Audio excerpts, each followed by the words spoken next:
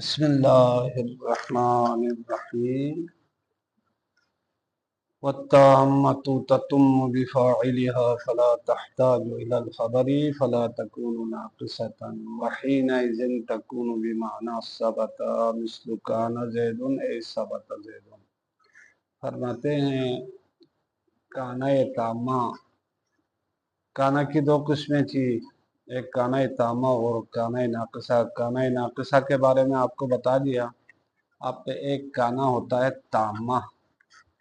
تامہ یہ اسم فاعل سے صیغہ مفرد مؤنث ہے۔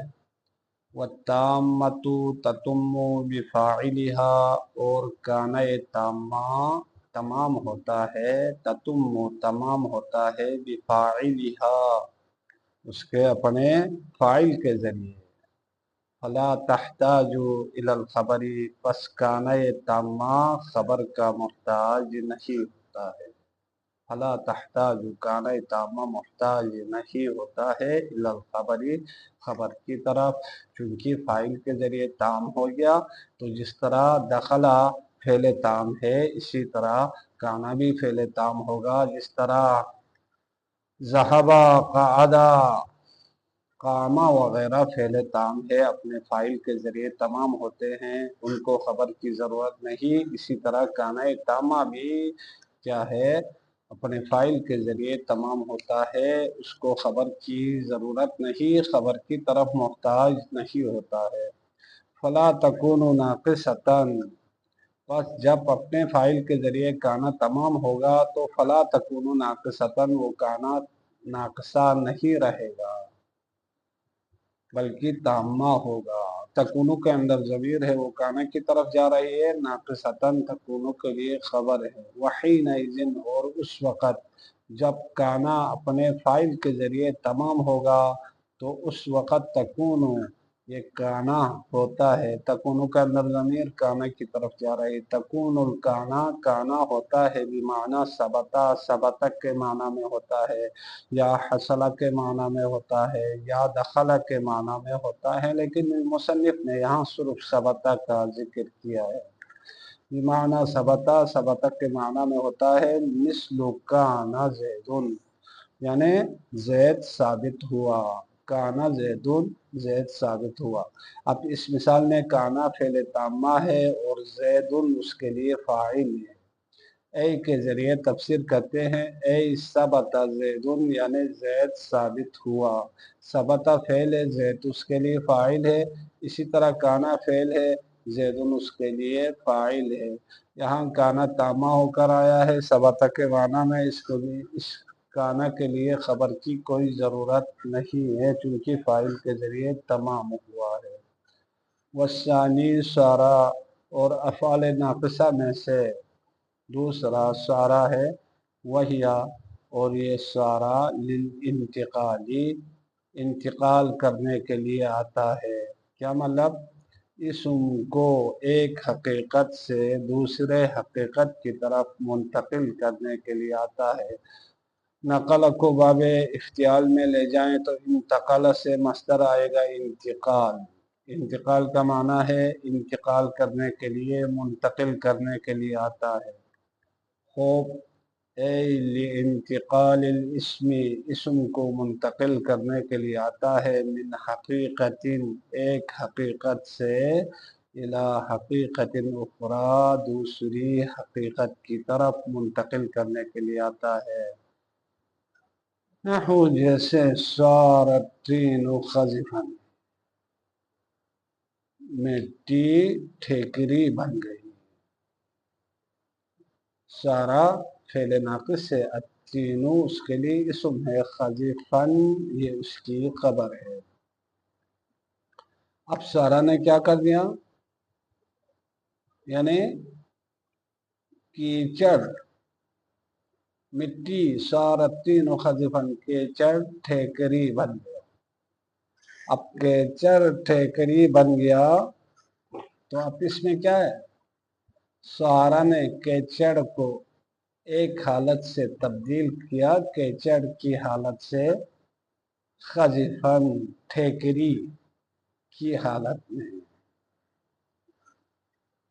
اچھا، تو حقیقت بدل ہو گئی نا، کیچڑ سے ٹھیکری کی حالت میں سارا نے تین جو کی اس کا اسم ہے اس کو تبدیل کر دیا۔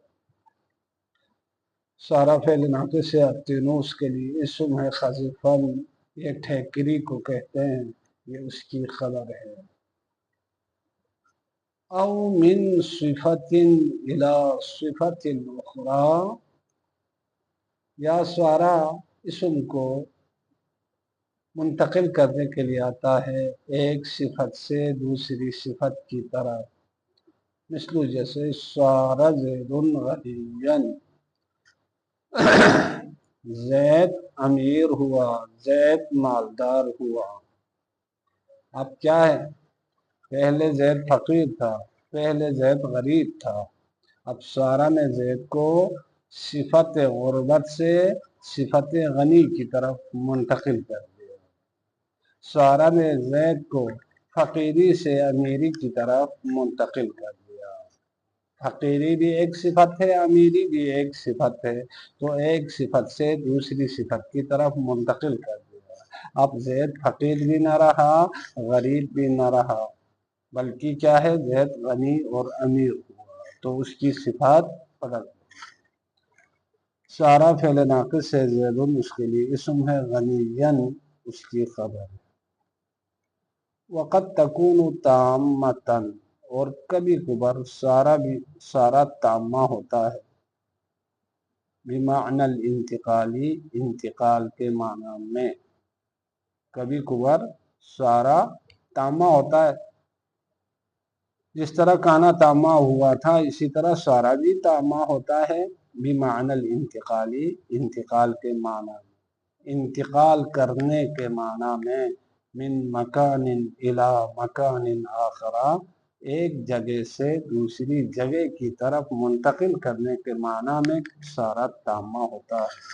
وحینئذ، اور اس وقت، کس وقت، جب سارا تامہ واقع ہو جائیں، تامہ ہو اور کیا ہے، ایک جگہ سے دوسری جگہ کی طرف منتقل کے معنی میں ہو، تو تتعدی بِإِلَى، یہ سارا الہ کے ذریعے متعدی ہوگا، یعنی لازم نہیں رہے گا بلکہ کیا ہے، یہ متعدی ہوگا۔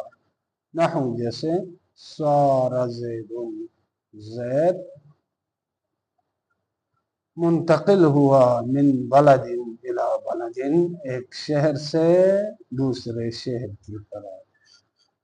اب دیکھو سارا یہاں انتقال کے لیے آیا ہے، ایک جگہ سے دوسری جگہ کی طرف اسم کو منتقل کرنے کے لیے آیا ہے۔ جب اس طرح آ جائے تو یہ افعال ناقصہ میں سے نہیں رہے گا بلکہ افعال تامہ میں سے ہوگا۔ افعال تامہ میں سے بھی وہ جو متعدی بالواسطہ ہے۔ اب سارا کیا ہے، فعل، زید کیا ہے، اس کے لیے فاعل، من جار بلد مجرور، جار مجرور متعلق سارا، الی کیا ہے، یہ حرف جر ہے، بلدین کیا ہے، لفظاً تو مجرور ہے لیکن کیا ہے، محلاً منصوب ہے۔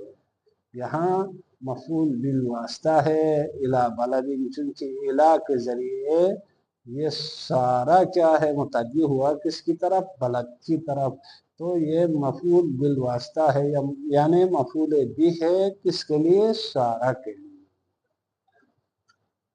والثالث اصبح، اور افعال ناقصہ میں سے تیسرے نمبر پہ اصبح ہے۔